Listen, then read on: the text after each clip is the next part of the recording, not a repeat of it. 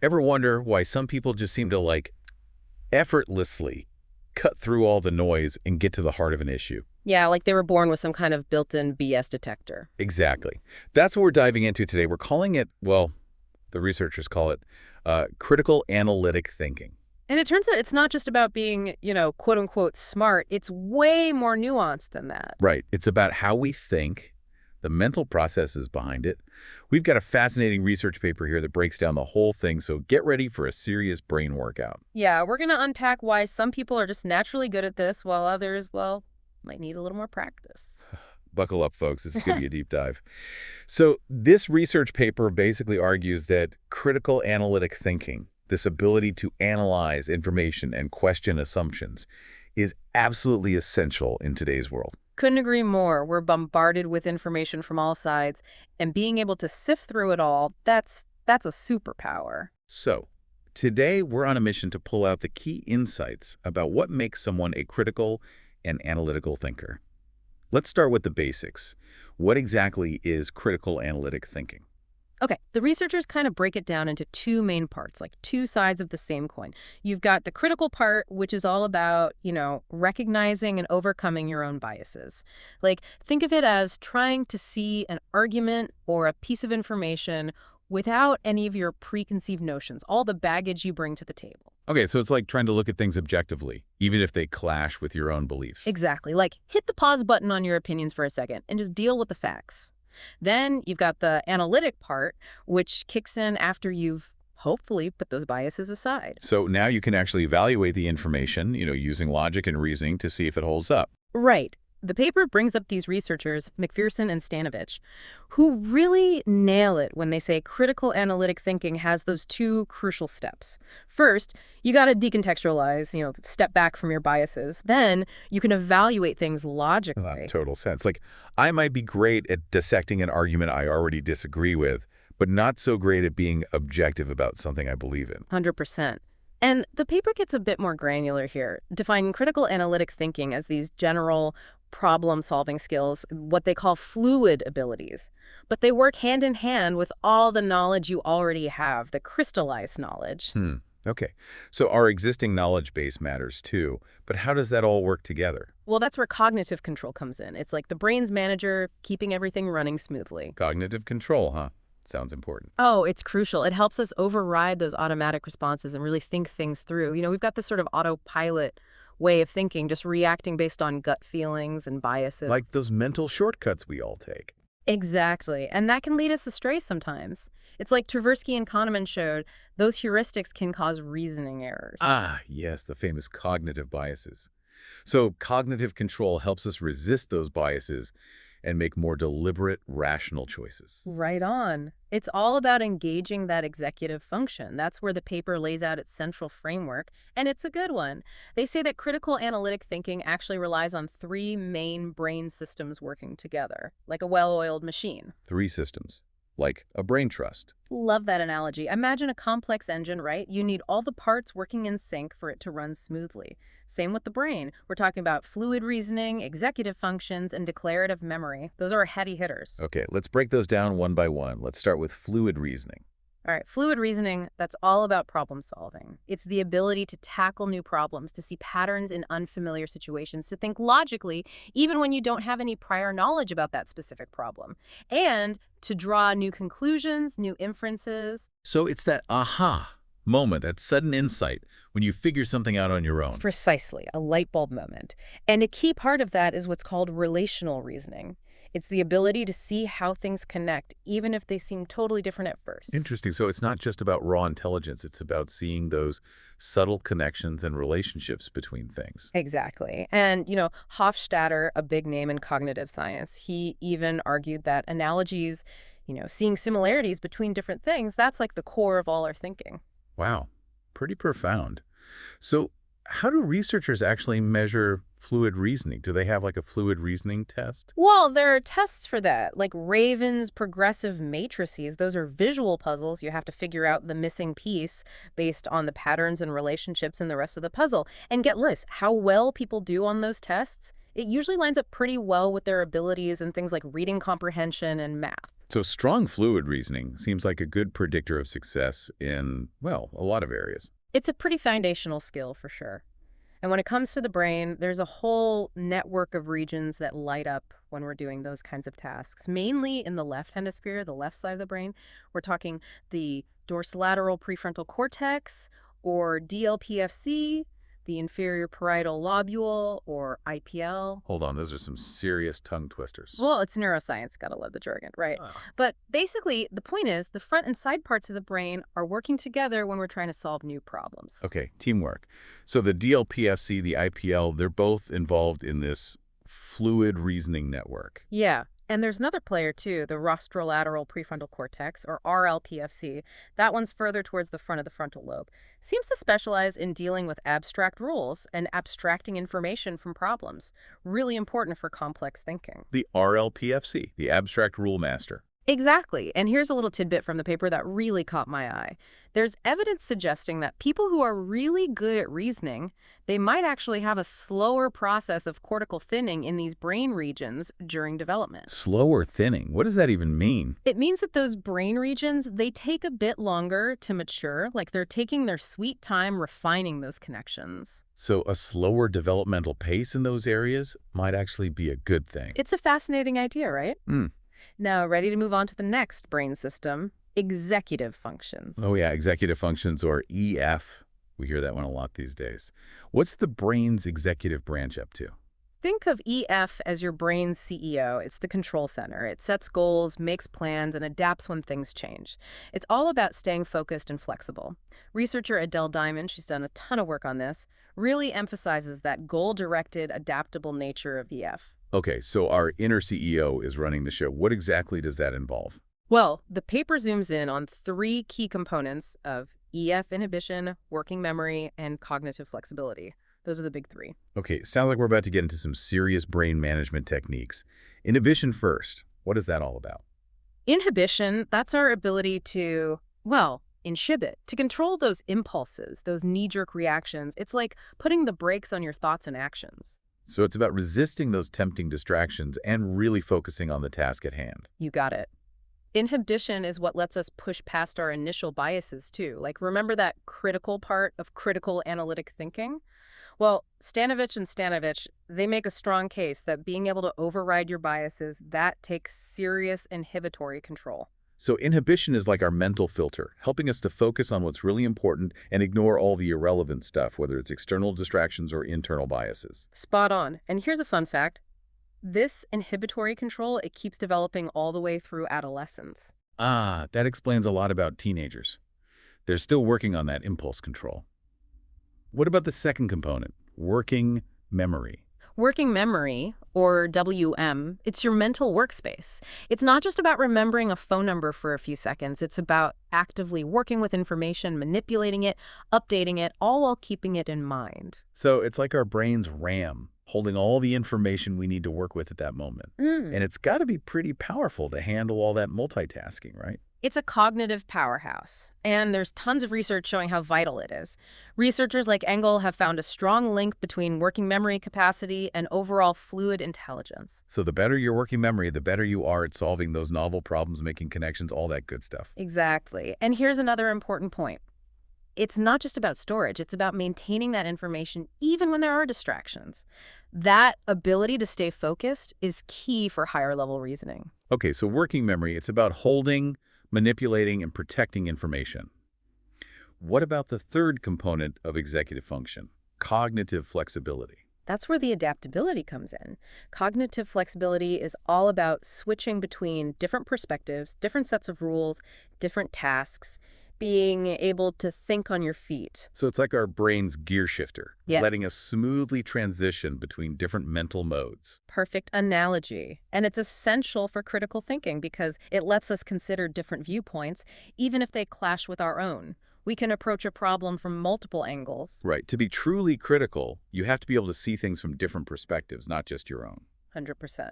Now, if we look at the brain regions involved in these executive functions, there's overlap with the fluid reasoning network. That frontoparietal network is still a key player, but now we've got the cognitive control network, or CCN, which is even more extensive. Includes the cinguloopercular network, the cerebellum, even parts of the brain involved in reward processing, like the striatal system. Wow, so it's a whole brain effort. Absolutely. It's a collaborative effort. For instance, that frontoparietal network, it's super active in working memory, like holding and manipulating information.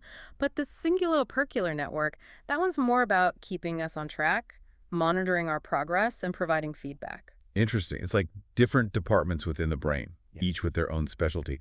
What about that first component we talked about, inhibition?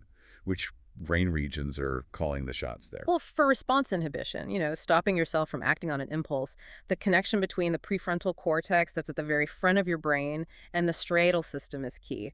That helps us initiate actions, but also hit the brakes when needed. The striatal system. That's part of the reward system, right? What does that have to do with stopping impulses? That's the cool part. It shows that motivation and reinforcement are tied to our ability to control ourselves. Think about it. When you're really motivated to achieve something, you're more likely to resist those distractions and stick to your plan. And the paper actually points out that the brain's reward circuitry, driven by dopamine in the striatal system, it can actually boost both executive function and working memory. So if you're more invested in a task, you might be able to think more clearly and stay on track. That's the idea. Our motivation can influence our cognitive control. Pretty neat, right? All right, ready for the third neurocognitive system? Declarative memory. Declarative memory, that's our long-term memory for facts and events, all the stuff we can consciously recall, right? Yep, that's the one. It's the storage and retrieval of all our prior knowledge. We're talking both semantic memory, which is like our understanding of concepts and facts, and episodic memory, which is our personal memories, our experiences. So it's the mental library where we store everything we've learned. And I guess that's got to be pretty important for critical thinking, right? Oh, absolutely. Even though we often think of those fluid abilities, that on-the-spot problem solving, as being separate from our accumulated knowledge, they're super interconnected. So the more knowledge we have, the better equipped we are to think critically about new information. But it also works the other way around, right? Our ability to solve problems helps us acquire new knowledge.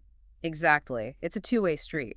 Cattell, one of the pioneers of intelligence research, he was onto this. We use our existing knowledge to understand new situations through analogy, as Holyoake and Hofstadter have pointed out, and having a rich base of knowledge, that's crucial for critical thinking. Makes sense. You can't really analyze something if you don't have any background information to work with. Exactly. And the brain regions that are most important for forming and storing these declarative memories, they're the hippocampus and the medial temporal lobes, or MTLs. The hippocampus, isn't that also involved in spatial memory, like navigating our surroundings? Yep, that's the one. It plays a role in both spatial memory and forming those long-term memories.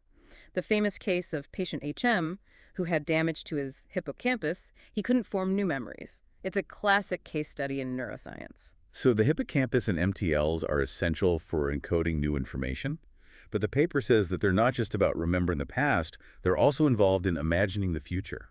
That's right. Research by Schachter and Addis suggests that the MTLs are also involved in constructing hypothetical scenarios, thinking about things that haven't happened yet. Wow, so the same brain areas that help us look back also help us look forward and even imagine possibilities. It's fascinating, right? Memory and imagination linked together. It really shows how interconnected these brain systems are. So to recap, we've got fluid reasoning, executive functions, and declarative memory, all working together to support critical analytic thinking.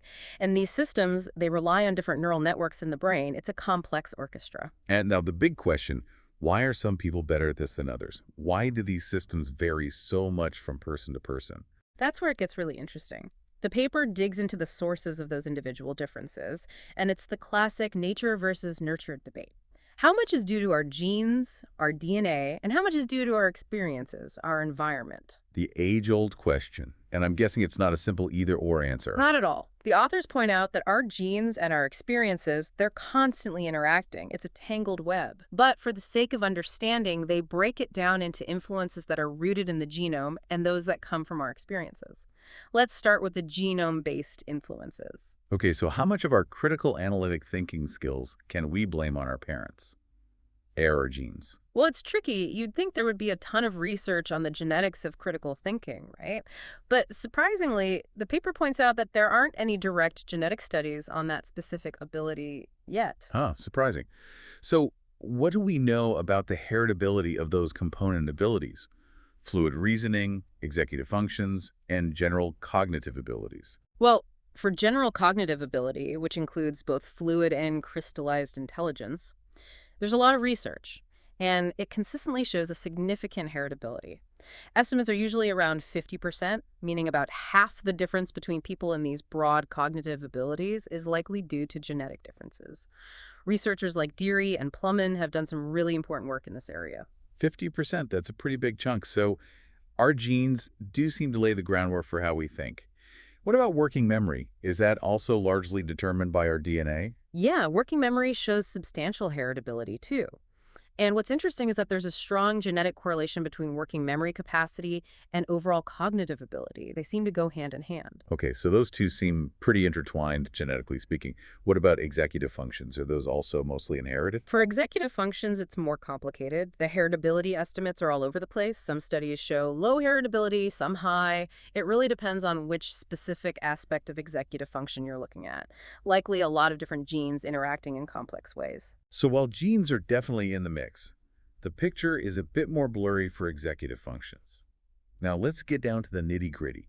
Have scientists actually identified specific genes that are linked to these cognitive differences? That's the million-dollar question. Researchers have been trying to crack that code for a while now. They've mostly used two main approaches: genome-wide association studies, or GWAS, and the candidate gene approach. GWAS are like these massive fishing expeditions.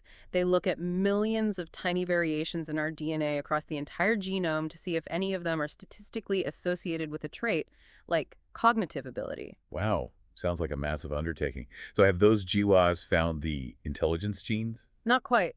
While they've identified tons of genetic variants linked to cognitive abilities, they don't explain the whole story. They only account for a small fraction of the heritability we know exists from family studies. It's called the missing heritability problem. Missing heritability. Sounds like a scientific mystery. So we know genes are important, but we can't pinpoint the exact ones responsible. Exactly. There are a few possible explanations for this. It could be that these traits are influenced by hundreds or even thousands of genes, each with a tiny effect.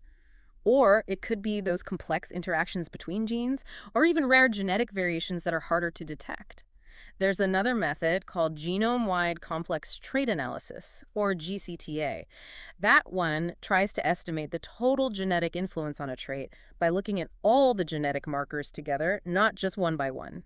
And GCTA tends to give heritability estimates that are closer to those from family studies. So GCTA is saying that our genes do matter, but it's more like a team effort, lots of genes working together, not just a few star players. That's the current thinking. Now, the candidate gene approach, that's different. It starts by looking at specific genes that are already known to be involved in brain function, and then they see if variations in those genes are linked to differences in cognitive abilities. So it's a more targeted approach. Have they had more luck with that? It's been a mixed bag, honestly. There's debate about how effective it is compared to those big GWAS studies. It can generate interesting leads, but replicating the findings, that's been tough. One issue might be that these broad cognitive abilities, they're just too complex.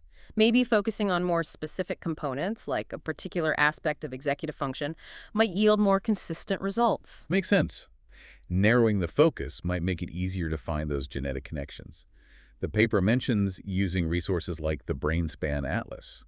What is that and how does it help? The BrainSpan Atlas is like a treasure map for neuroscientists. It tells you when and where different genes are active in the brain throughout development, like a detailed atlas of gene expression. Okay, so researchers can use that to zero in on genes that are particularly active in, say, the prefrontal cortex during adolescence, when those executive functions are developing. Exactly. It helps generate hypotheses about which genes might be the most relevant.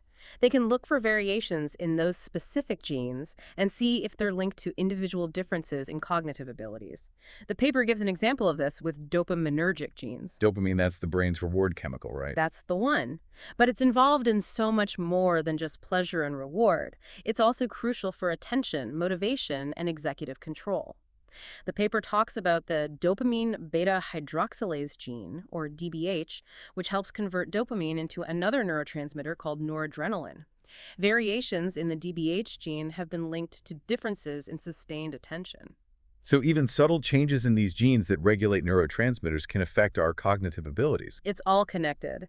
The paper also mentions this idea of functional variation in the genome. This is all about how our genes are expressed, not just the DNA sequence itself. Things like different gene transcripts, alternative splicing, non-coding RNAs, epigenetics. All these factors that influence how genes are actually used by the cells. So it's not just about the hardware, the DNA, it's also about the software, how that DNA is read and translated. That's a great way to put it. And epigenetics is a particularly hot area right now. It's showing us how environmental factors can actually change the way our genes are expressed without altering the DNA sequence itself. Epigenetics, that's mind-blowing. So our experiences can actually leave a mark on our genes. It's revolutionizing how we think about nature and nurture. And speaking of nurture, let's talk about the experiential side of things. Right, our genes give us a starting point, but our experiences clearly shape how we think and learn throughout our lives. Totally. The paper highlights several key experiential factors like socioeconomic status, stress, language exposure, and cognitive training. It's a pretty diverse list. Let's unpack those. First up, socioeconomic status, or SES. Right. How does that influence cognitive abilities? Well, research has shown a pretty consistent link between lower socioeconomic status and lower academic achievement, as well as poorer performance on tasks that measure executive function and language skills. It's a complex issue, but the data is pretty clear. So growing up in a disadvantaged environment can actually hinder cognitive development. What are the potential reasons for this? It's not just one thing, it's a whole web of interconnected factors. Lower SES often means less access to quality education, healthcare, and nutrition. It also often means increased exposure to environmental toxins like lead. And on top of that, there's the psychosocial stress of living in poverty. The paper talks about two key dimensions: threat and safety, and cognitive enrichment or deprivation. So kids growing up in poverty might not only have fewer opportunities for learning, but they might also be dealing with more stress and instability in their daily lives. Exactly. And that chronic stress, it takes a toll on the developing brain. Remember those key brain regions we talked about, the hippocampus and the prefrontal cortex? They're particularly vulnerable to the effects of stress. And those are crucial for learning, memory, and executive functions, right? Yep, all the things we need for critical analytic thinking. Stress can actually interfere with the development of those very brain regions. Makes you realize just how important it is to create supportive and enriching environments for kids, especially those facing adversity. What about language exposure? How does that fit into the picture? Early language exposure is absolutely vital for brain development. Studies have shown that kids from lower SES backgrounds often hear significantly fewer words by the time they're 3 years old, compared to kids from higher SES families. And that difference in language input, it's linked to differences in brain structure and function later on in the areas involved in language processing. So the more words a child hears early on, the better their brain is set up for language and potentially for broader cognitive abilities as well. It's a strong foundation. And those language areas in the brain, they're connected to other cognitive networks too, so it makes sense that a rich language environment would have a cascading effect. The paper also brings up bilingualism. Oh, interesting. Is there evidence that being bilingual has an impact on critical thinking? Well, the research is ongoing, but there's growing support for a bilingual advantage when it comes to certain executive functions. Think about it. If you're constantly switching between two languages, you're having to manage interference, suppress one language while activating the other.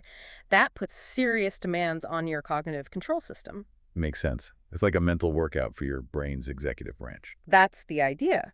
And studies have shown that bilinguals often outperform monolinguals on tasks that require inhibition, suppressing irrelevant information, and cognitive flexibility, switching between tasks or roles. So constantly juggling two languages might actually strengthen the very skills that are critical for critical thinking. Now, let's move on to cognitive training. Can we actually train our brains to become better critical thinkers? That's the holy grail, right? It's a question that's captured a lot of attention, and there's definitely research showing that you can improve specific cognitive skills through targeted training. The paper looks at the evidence for training fluid reasoning, executive functions, and working memory. Okay, let's break it down. First, fluid reasoning. Can we actually get better at solving those novel problems? There's some research suggesting it's possible, but the findings are somewhat mixed. Some studies have shown improvements in fluid reasoning, especially in certain populations like older adults, or when the training involves things like relational integration and planning, but more research is definitely needed. What about executive functions? Can we train our brains to be more focused, flexible, and in control? That's where the evidence is stronger. There are a bunch of interventions that have shown promise, like computerized brain training games, classroom curricula like Tools of the Mind, which focuses on building EF skills in young kids, and even mindfulness meditation. Mindfulness for better executive function. Yeah. It's interesting. It makes sense when you think about it. Mindfulness involves a lot of focused attention and emotional regulation, which taps into those executive control processes. Some studies have even shown changes in brain activity and structure after mindfulness training. So it's not just about relaxation, it's about training those mental muscles. Yeah. What about working memory training? That's been really popular lately. Working memory training has been studied a lot, and it consistently leads to improvements in working memory capacity. Right. The amount of information you can hold and manipulate in your mind. And these gains are often associated with changes in the activity and even structure of the frontoparietal network, that key brain network for working memory. So we can definitely pump up our working memory with training. But the big question is, do those gains transfer to other cognitive abilities, like critical analytic thinking? If I get really good at a working memory game, will that make me a better critical thinker in general? That's where things get more complicated. While some studies have found transfer effects, showing improvements in things like fluid reasoning and reading comprehension after working memory training, other studies haven't been able to replicate those findings. It seems like the transfer effects, when they do happen, tend to be strongest for tasks that are similar to the training tasks. So if you train on a very specific working memory task, you might get better at that specific task, but it might not necessarily translate to a general boost in critical thinking skills. Right. And the authors of this paper, they make a good point. They say that critical analytic thinking is probably more than just the sum of its parts. It's not just about fluid reasoning plus executive functions plus declarative memory. There are likely other processes and abilities involved that we're still figuring out. So it's a complex puzzle, and we're still putting the pieces together. Exactly. And figuring out how to best train and teach critical thinking, that's going to require more research, more collaboration between neuroscientists and educators. Well, this has been an incredible deep dive into the world of critical analytic thinking. It's fascinating to see how much we've learned about the brain systems involved and the interplay of genes and experience. Yeah, it's a rapidly evolving field, and there's so much more to discover. So, to wrap things up, what would you say are the most important takeaways from all this?